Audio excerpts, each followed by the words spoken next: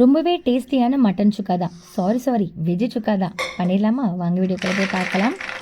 பச்சை வேர்க்கடலையை கொஞ்சமாக சால்ட் போட்டு அதை வந்து ஒரு 80% நம்ம வேக வச்சு செப்பரேட் பண்ணி எடுத்துக்கலாம். அது கூடவே 10லேருந்து 15 சின்ன வெங்காயம், ஒரே ஒரு பழுத்த தக்காளி இதையும் ரெடி பண்ணி வச்சுட்டு ஒரு ட்ரை பேனில் வரமல்லி, வரமிளகா, ஹோல் ஸ்பைசஸ், அது கூடவே வந்து மிளகு, சீரகம் இதெல்லாமே போட்டு நம்ம ட்ரை ஃப்ரை பண்ணி அதை வந்து பொடிச்சு தனியாக எடுத்து வச்சுக்கணும்.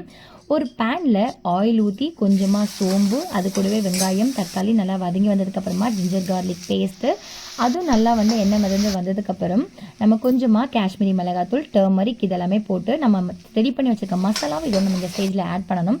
ஆட் பண்ணதுக்கப்புறமா வேர்க்கடலை, அதுக்கு தேவையான அளவு சால்ட்டு, வாட்டரும் கொஞ்சம் ஊற்றி அதை வந்து கொஞ்சமாக வந்து ஒரு 15 நிமிஷம் நம்ம வந்து கொதிக்க விட்டு இறக்கணும். அப்படின்னா எண்ணெய் மிதக்க சூப்பர் அண்ட் டேஸ்டியான சுக்கா ரெடி ஆகிடும். நீங்கள் கண்டிப்பாக ட்ரை பண்ணி பார்த்து எப்படி இருக்குன்னு எனக்கு கமெண்ட்ல சொல்லுங்கள்.